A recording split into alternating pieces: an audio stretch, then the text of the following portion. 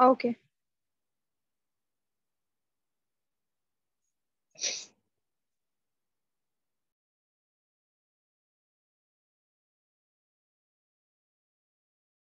जो कि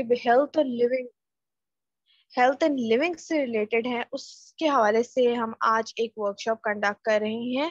हमारी इस खसूसन इम्पोर्टेंट वर्कशॉप का मकसद सिर्फ और सिर्फ हेल्थ और लिविंग के हवाले से बात करना है, जो कि हमारी रोजमर्रा की जिंदगी में डिस्कस जरूर होता है, लेकिन उसके सॉल्यूशंस के बारे में कोई डिस्कस नहीं करता। तो आज की स्पेशल वर्कशॉप सिर्फ और सिर्फ इस मकसद से तैयार की गई है कि हम ये जान सकें कि बेसिकली हमारी हेल्थ और लिविंग किस तरह इम्प्रूव की जा सकती है, हम हेल्दी कैसे हो सकते हैं, और कौन कौन सी ऐसे फूड और न्यूट्रिशन हैं जो कि हमें हेल्प करें ताकि हम अपनी हेल्थ को इम्प्रूव कर सकें और अपने लिविंग स्टैंडर्ड्स को बेहतर कर सकें। तो जैसे कि एक बहुत मशहूर जो है वो एक कोटेशन है, let food be thy medicine and medicine thy food. अपने फूड को मेडिसिन की तरह इस्तेमाल करें तो आपकी मेडिसिन अल्टीमेटली आपका फूड बन जाएगी। आपको फिर जरूरत नहीं पड़ेगी कि आप किसी भी तरह की तकलीफ में, किसी मुश्किल में, किसी मेडिसिन की जरूरत पड़े। आप अपने फूड के थ्रू आप अपनी उसे एज अ सप्लीमेंट यूज करके अपने इम्प्रूवमेंट ला सकते हैं अपनी जिंदगी में। अपनी सेहत को इम्प्रूव कर सकते हैं, अपनी हेल्थ को इम्प्रूव कर सकते हैं, अपनी फिजिकल फिटनेस को इम्प्रूव कर सकते हैं, अपनी मेंटल फिटनेस को इम्प्रूव कर सकते हैं। और इसके अलावा ये कि अपने आप को इतना स्ट्रांग कर सकते हैं कि आप किसी भी बीमारी से, किसी भी तरह की जो आपकी हेल्थ लेवल पे आपके ऊपर कोई भी प्रॉब्लम आती है, उसको आप इजीली जो है आप उससे लड़ सकें, फाइट कर सकें।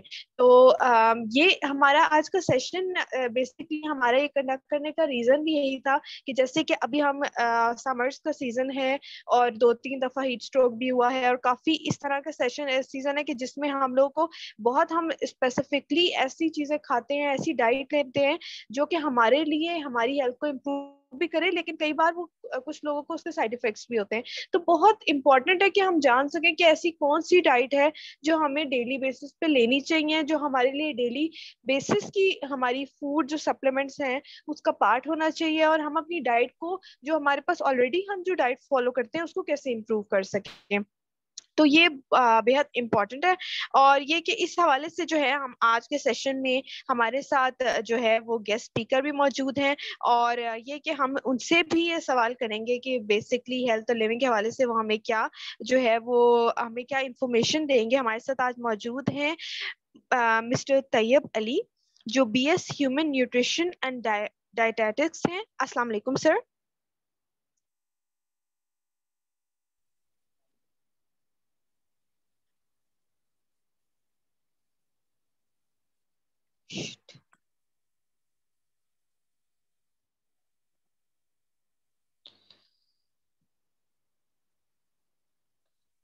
हेलो।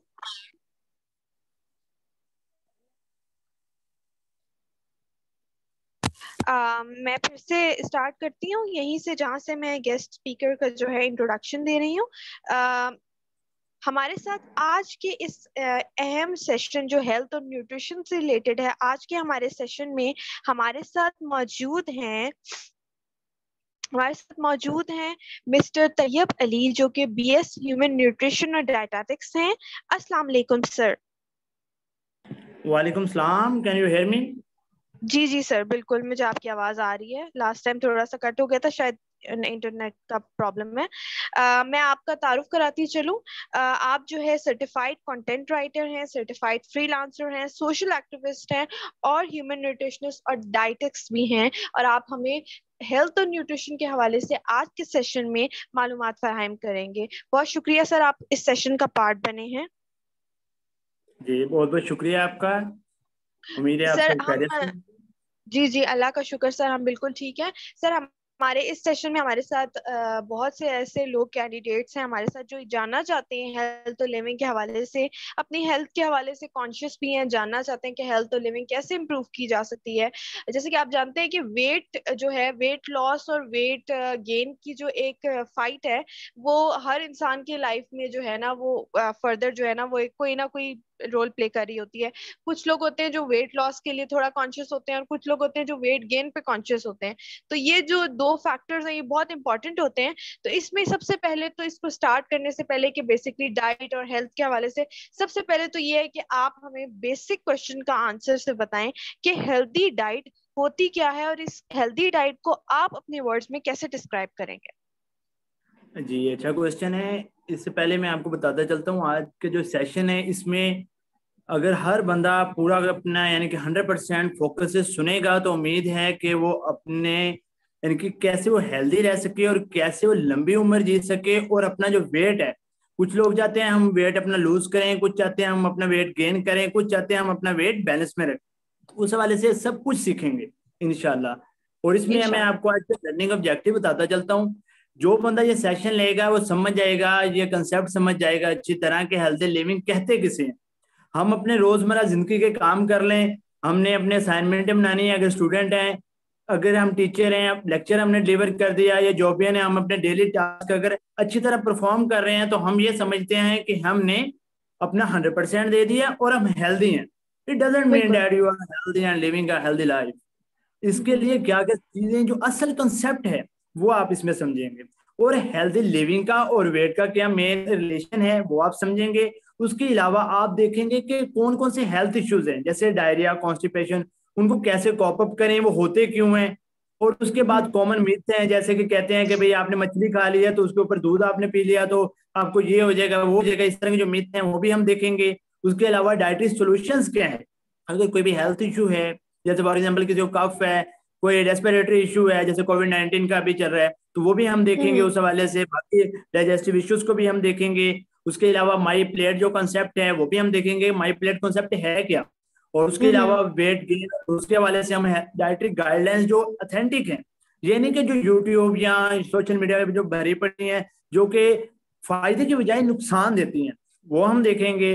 और उनका जो बेहतर यानी कि अथेंटिक वो हल देखेंगे। उसके अलावा हम ये देखेंगे मील को हम अपना प्लान कैसे कर सकते हैं। चॉइस के हवाले से कुछ लोग जो से पसंद करते हैं कोई फैट वाली चीजें, कुछ ज्यादातर वेजी होते हैं, वेजिटेबल वाली चीजें खाना पसंद करते हैं, कुछ मीट वाली चीजें खाना पसंद करते हैं, वेजी नहीं पसंद करते। ये सब चीजें वो चॉइस के हवाले से अपने किस तरह मील प्लान कर सकते हैं, और अपने बजट के हम्म। हवाले से कैसे प्लान कर सकते हैं, कस्टम के हवाले से, ये सब चीजें हम देखेंगे। उसके अलावा last but not the list हम ये देखेंगे आप एक एक्टिव और हेल्दी लाइफ कैसे गुजार सकते हैं। अगर आप स्टूडेंट हैं तब, अगर आप टीचर हैं तब, जॉबियन हैं तब, या कोई और भी किसी भी तरह के लाइफ स्टेज पे हैं आप, बेशक अडल्ट हैं बेशक ओल्ड हैं, जिस तरह भी, या जो भी लाइफ स्टाइल है, ये हम चीजें देखेंगे। अब हम स्टार्ट करते हैं फर्स्ट से कि हेल्दी लिविंग है क्या। हेल्दी हम्म। लिविंग ये होती है कि अगर आप अपने जो भी डेली टास्क हैं वो अच्छी तरह कर रहे हैं, और जब वो आप डेली टास्क परफॉर्म कर रहे हैं तो आपको कोई भी फैटीग, कोई भी इशू नहीं आ रहा, सर दर्द नहीं हो रहा, और जो भी काम आप कर रहे हैं वो अपने 100% उसमें दे रहे हैं, और आराम से मजे से आप कर रहे हैं। इन शॉर्ट ये बात, ये हेल्दी लिविंग है कि आपको कोई भी उसमें टेंशन नहीं है, कोई भी आपको डिजीज नहीं है, कोई भी मसला नहीं है, फिर आप हेल्दी। और उसके बाद हेल्दी लिविंग और वेट का क्या रिलेशन है। अगर आप अपने जो भी डेली टास्क हैं वो अच्छी तरह परफॉर्म नहीं कर पा रहे, आप यहाँ पर आपका सेडेंटरी लाइफस्टाइल है, आप सिर्फ 2 बजे से लेके 8 बजे तक, या 8 से लेके 2 बजे तक जहाँ मॉर्निंग शिफ्ट है, तो इस तरह अगर आप काम करते हैं, सिर्फ कुर्सी पे बैठने वाला आपका काम है, उसके अलावा आपका कोई फिजिकल एक्टिविटी नहीं है रिलेटेड टू एक्सरसाइज या कोई इस तरह की, तो फिर आपका यानी कि उस पर क्या इफेक्ट होगा। अगर आप इसी तरह बैठते हैं, सेडेंटरी लाइफस्टाइल है, सिर्फ खा लिया, ऑफिस का काम कर लिया, घर आके लेट गए, तो उससे क्या आपका वेट बढ़ेगा ही। इन शॉर्ट आपको बात बताता हूँ, फिर मैं आपको थोड़ी यानी कि डाइटरी सॉल्यूशंस की तरफ आपको लेके जाऊंगा। अभी आपको कॉमन बातें बताता हूँ जो कि आपकी समझ में आ जाए इजीली, क्योंकि हमारे पास इधर कुछ डाइटेटिशियंस स्टूडेंट भी हैं, कोई न्यूट्रिशनिस्ट भी हैं इधर, और बाकी जो कॉमन पीपल हैं उनको भी समझ आ जाए बात। और अगर कोई इस तरह का आदमी है कि सुबह सुबह जो उसने ऑफिस जाना है, जल्दी में उसने अपना खाना भी छोड़ दिया, अपना मील स्किप कर दिया, ऑफिस गया, ऑफिस जाके बॉस ने कहा ये कर दें वो कर दें, अपने उसी काम में मसरूफ हो गया, या स्टूडेंट था लेक्चर मिस हो रहा था, वो फौरन अपने यूनिवर्सिटी गए या कॉलेज गए, वहां पे लेक्चर लिया, फिर मुश्किल जाके 2 बजे टाइम मिला, 2 बजे के बाद फिर नेक्स्ट लेक्चर, इस तरह इनके उनका मील जो लंच भी था, ब्रेकफास्ट भी था, वो भी स्किप हो गया। उसके बाद फिर जब उन्होंने जाके जो सुबह 6 बजे उनको खाना खाना चाहिए था, वो उन्होंने जाके 5-6 बजे खाया। उससे क्या इफेक्ट होगा, उनका वेट लॉस होगा। वेट लॉस किस कॉन्टेक्स्ट में होगा कि उनकी बॉडी पे इफेक्ट उसका पड़ेगा। वेट उनका लॉस भी होगा और उसके अलावा उनको हेल्दी जो डाइजेस्टिव इश्यूज हो सकते हैं, जो कि मुख्तलिफ उनको डिजीज काज कर सकते हैं, जैसे कॉन्स्टिपेशन हो गया, डायरिया, इस तरह की चीजें उनको फिर काज हो जाएंगी। तो ये बातें हैं। इसलिए आपको क्या चाहिए, आपने ये करना है कि अपना जो, अगर आप स्टूडेंट हैं या कोई भी आपका है, आपने मील स्किप नहीं करना। उसके अलावा आपने जब आपने जो सुबह का आपका खाना है, ब्रेकफास्ट है, वो आपने करना है, फिर आपने लंच करना है, ब्रेक आपने फिर डिनर करना है। ये आपने 100% अपना ये अपने टाइम टेबल में रख लेना है कि ये हमने चीजें करनी है। ये आपको मेन बात बता दूं। अब हम थोड़ी कम्प्लेक्स चीज समझते हैं। कम्प्लेक्स ये है कि हमारी जो बॉडी है वो मुख्तलिफ सेल से मिलकर बनती है, ठीक है। और वो जो सेल हैं वो कैसे मिलके बनते हैं, वो जो भी हम फूड, जो भी खुराक खाते हैं, जो भी डाइट हम लेते हैं, जो भी चीज हम कंज्यूम करते हैं, उससे मिलके बनते हैं। एट द एंड वो जाके ग्लूकोज में कन्वर्ट होती है, फिर बाद में वो हमें एनर्जी देती है एटीपी की फॉर्म में, जिसको हम एडिनोसिन ट्राइफॉस्फेट भी कहते हैं।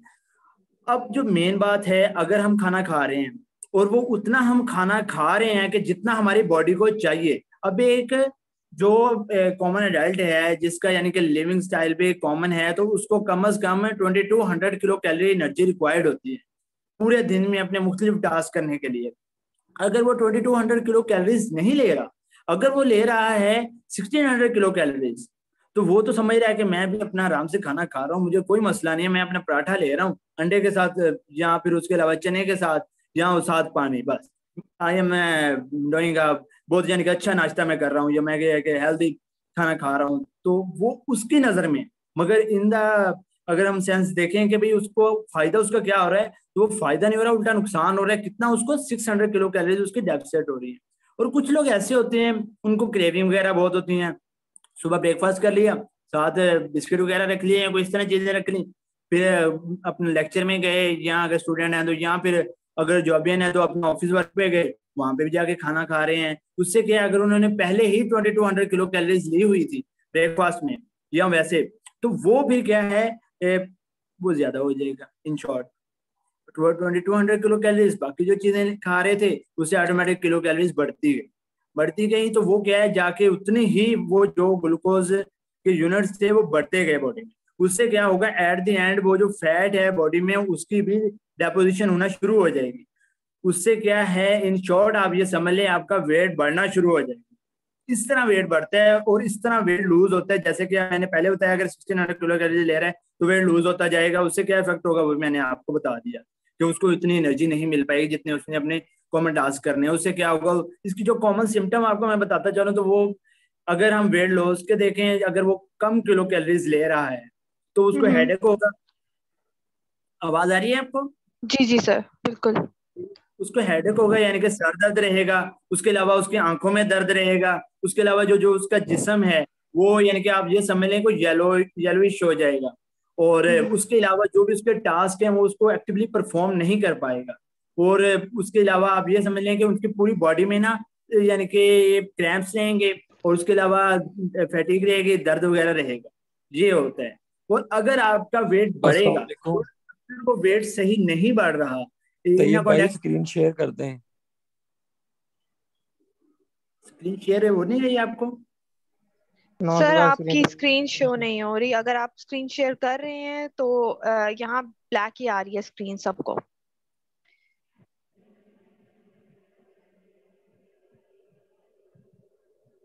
आई एम शोइंग स्क्रीन। जी अभी अभी शेयर हो रही है, अभी हुई है। अभी आप ऑन करें, मैं आपको बताती हूँ, फिर हम स्टार्ट करते हैं वहीं से सेशन। प्रेजेंट अब ठीक है, स्टार्ट है ये। जी जी, यहीं से स्टार्ट चले है। से पहले हमने थैंक यू तैयब हेल्दी भाई। लिविंग का कंसेप्ट समझा है, वो तो सबको ठीक समझ है, आ गया ना। हेल्दी लिविंग होती क्या है, क्या किसको हम कहते हैं कि हम एक हेल्दी लाइफ गुजार रहे हैं। बिल्कुल। उसके बाद आपको मैंने पहले कॉमन वे बताया कि किस तरह हम हेल्दी लिविंग को और वेट को किस तरह हम कॉमन वे में समझ सकते हैं, अगर एक लेमैन को हमने समझाना है वो। उसके बाद आपको मैंने थोड़ा कम्प्लेक्स समझा दिया कि किस तरह ये बॉडी में हमारे किस तरह मैकेनिज्म होता है, किस तरह हमारी बॉडी में वेट लूज होता है, कैसे वेट बढ़ता है, और हेल्दी लिविंग से कैसे उसको, वो आपको मैंने बता दिया। अगर वेट लूज होगा तो उससे क्या है, आपको हेडेक, इस तरह के मुख्तलिफ सिम्टम वगैरह काज होंगे, और मुख्तलिफ बीमारियां भी काज होंगी, at the end constipation, diarrhoea, मुख्तलिफ बीमारियां। अच्छा और सर, एक इसमें फैक्टर जैसे आपने डिस्कस किया हेल्दी लिविंग और वेट का, इसमें एक बहुत इंपॉर्टेंट फैक्टर है, वो जो ये इसमें हम कहते हैं बीपी हाई और बीपी लो जो होता है, ये एक ऐसा सिम्टम है जो हमारी मेजॉरिटी ऑफ मतलब हमारी पॉपुलेशन में कॉमन है कि या बीपी हाई हो गया है बीपी लो हो गया है, तो हम या तो वो वेट लॉस इश्यूज होते हैं, या हमारी एक ऐसी हमारी डाइट होती है जो हमें सूट नहीं कर रही होती, तो हमारा बीपी हमें उसके हिसाब से चेक एंड बैलेंस रखना पड़ता है। उसके हवाले से भी उस फैक्टर को भी जरूर मेंशन कर दें। जी वो मेंशन करता हूँ, thank you for your suggestion. और इसमें ये है कि जो मेन, अगर आपको मैं बात बताऊँ ना, तो वो जो मैंने माई प्लेट वाला जो कंसेप्ट लास्ट में बताना था वो भी चलो बताता चलता हूँ। उसमें ये होता है कि अगर हम कोई भी खाना खा रहे हैं, बेशक हम ब्रेकफास्ट कर रहे हैं, बेशक हम लंच कर रहे हैं, बेशक हम डिनर कर रहे हैं, उसमें 5 चीजें हमारे खाने में मौजूद होनी चाहिए। फर्स्ट वन, आपके खाने में कोई वेजिटेबल होनी चाहिए, कोई सब्जी होनी चाहिए, कोई मीट होना चाहिए, बेशक वो चिकन हो, बीफ हो जाए, मटन हो जाए, जितना आप अफोर्ड कर सकते हैं। वेजिटेबल, मटन, उसके बाद कोई पल्सेस वगैरह, दालें वगैरह या इस तरह की जो चीजें हैं ये हो, थोड़ी थोड़ी मकदार में, ठीक है, जितने आप इजीली खा सकें। उसके बाद रोटी वगैरह हो जाए, या कोई भी सीरियल हो जाए, या कोई चावल हो जाए इस तरह के, या दाल चावल, इस तरह का कोई सिस्टम कर लें आप। उसके अलावा डेयरी का एक आइटम मौजूद हो जिसमें आप दूध कर लें, कोई मिल्क शेक कर लें, एज पर योर चॉइस, जिस तरह आपको पसंद है, एज योर लाइक्स और डिसलाइक्स। तो इस तरह ये आपका सिस्टम होना चाहिए। अगर तो आप इस तरह आप खाना खाते हैं, ब्रेकफास्ट भी आपका इस तरह का है, ब्रेकफास्ट का आपको मैं टाइम बताता चलूँ। ब्रेकफास्ट जो आपने करना है वो सुबह 6 से लेके 8 बजे तक कोशिश करनी है आप ब्रेकफास्ट अपना कर लें। लंच आप अपना 12 बजे से लेके 2 बजे के दरमियान तक कर लें। डिनर जो है आपका शाम 7 बजे तक आप अपना डिनर कर लें। उसके बाद आपने डिनर नहीं करना, ये आपने बना ले अपना प्लान, क्योंकि उसके बाद अगर डिनर करेंगे तो बॉडी उसको डाइजेस्ट नहीं कर पाएगी, at the end weight gain की तरफ आप जाएंगे। तो ये आपने काम करना है। एक तो टाइम पे खाना खाना है, जब खाना खाना है तो ये 5 चीजें मद्देनजर रखनी है।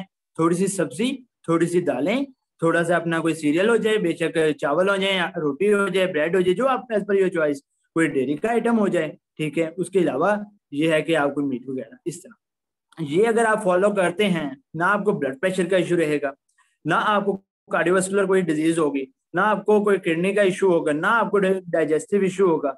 ये इसको हम कहते हैं माई प्लेट कॉन्सेप्ट, इसको हम बैलेंस डाइट भी कहते हैं, जो कि एक बैलेंस डाइट है। मगर इसमें एक बात आपके याद करने वाली, एक मद्देनजर रखने वाली बात है जो कि बहुत ही अहम है। As per your gender, as per your age, as per your environment factor, as per your customs, as per your traditions, as per your religion, ये चीजों का आपने मद्देनजर रखना है जब भी आप अपनी बैलेंस डाइट लेंगे। आपने जब भी अपना खाना खाने लगे हैं तो ये नहीं, अब एक जो बच्चा है उसकी एज है जनाबे वाला 12 साल, और आप उसको ज्यादा खाना दें, उसके हवाले से उसको कैलोरीज जो है ना, जितनी उसको कैलोरीज रिक्वायर्ड है as per recommendation of nutritionist या डाइटिशियन, वो आप उसको देंगे। इसमें ये चीज है। तो अगर आप ब्लड प्रेशर को कंट्रोल करना चाहते हैं, उसमें बैलेंस डाइट तो सबसे मस्ट है।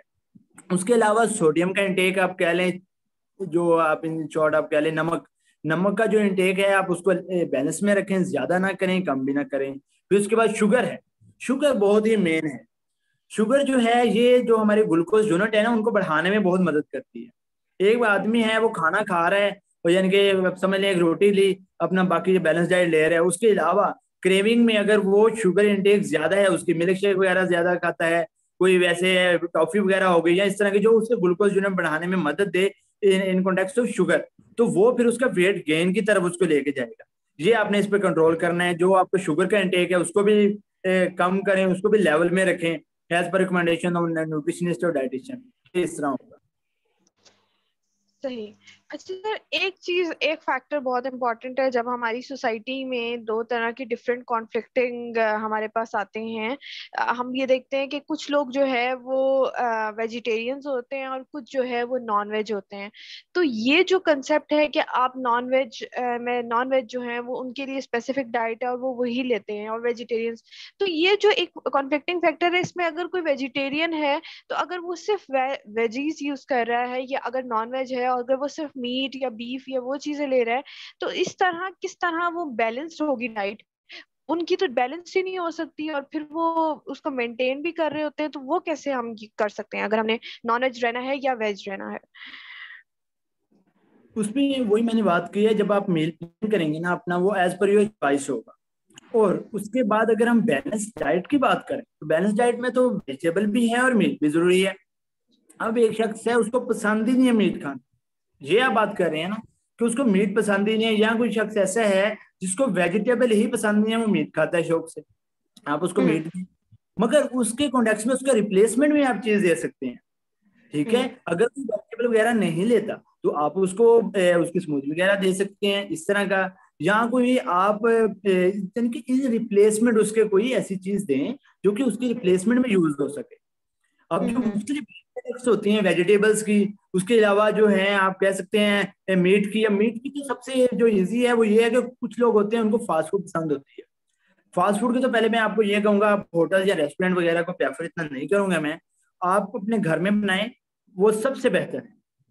अगर कोई शख्स है वो मीट वैसे नहीं कंज्यूम करता, यानी कि वैसे तो खाना पसंद नहीं है शोरबे में या वैसे ग्रेवी में या इस तरह, तो आप उसको फास्ट फूड में के तौर पर दे सकते हैं। इस तरह घर में कोई पीस चिकन पीस ऐसे फ्राई कर लें, उसको आप कंज्यूम करें, और फ्राई भी आपने घी में नहीं करना, ऑयल में करना है, वो बेटर है। तो इस तरह आप कर सकते हैं इसको। अच्छा सर, इसमें एक और फैक्टर जो है, ये अभी क्वेश्चन भी आया हुआ है कि जो है अगर हम लोग मैसेज मतलब उन्होंने ये क्वेश्चन किया हुआ है कि अगर हम वेजिटेबल मतलब बीफ वगैरह मीट यूज नहीं करते और उसकी जगह देसी घी यूज करते हैं या योगर्ट यूज करते हैं, मिल्क यूज करते हैं, प्रोटीन जो हमारी इनटेक होता है उसमें, तो वो हमारे लिए उस चीज को जो हमारे ये बीफ मीट की जो रिक्वायरमेंट्स है उनको पूरा करेगा या नहीं करेगा? उसमें फिर हमारा आएगा, अगर देखें तो उसमें फूड लिस्ट में हमें देखना पड़ेगा, एक्सचेंज लिस्ट में भी। उसमें जो मेन होगा ना, जो मीट है कोई भी एक दूसरे का नेमल बदल नहीं हो सकता, इन कॉन्टेक्स्ट ये देखा जाए, वो नेमल बदल कोई भी किसी चीज का नहीं है। मीट को आप कंपेयर करें, आप उससे योगर्ट से कंपेयर करें तो वो नेमल बदल उसका नहीं है। मगर अगर उसकी यानी कि जो अमाउंट है वो बढ़ा दी जाए, कि वो जितनी किलो कैलोरीज हमें मीट में से मिल रही थी, जितनी प्रोटीन हमें मीट में से मिल रही थी, वही अगर उसी के दूसरी प्रोटीन सोर्स से हम ले लें तो वो कॉप अप हो सकता है। ओके ओके, ठीक है, बिल्कुल ठीक है सर। अभी क्योंकि आपने जैसे बिल्कुल मतलब डाइट के हवाले से हमें काफी इंफॉर्मेशन दिया सारा कुछ, अभी जैसे कोविड-19 का आपने जैसे जिक्र किया, और कोविड-19 में हमने यही चीज डिस्कस की थी कि हमने अपनी इम्यूनिटी स्ट्रॉन्ग करनी है, हमने ऐसी साथ साथ ऐसे सप्लीमेंट्स लेने हैं, कैल्शियम लेना है कि हमारा जो है इनटेक ऐसा हो कि हम इम्यून सिस्टम इम्प्रूव कर सकें। तो जब उसमें भी एक कॉन्फ्लिक्टिंग फैक्टर आया कि पॉपुलेशन में या लोगों में ये चीज आई कि हम अपनी डाइट के थ्रू क्यों ना अपनी इम्यूनिटी इंप्रूव करें, हमें क्यों सप्लीमेंट्स की जरूरत पड़ती है कि हम अपनी इम्यूनिटी इंप्रूव करें।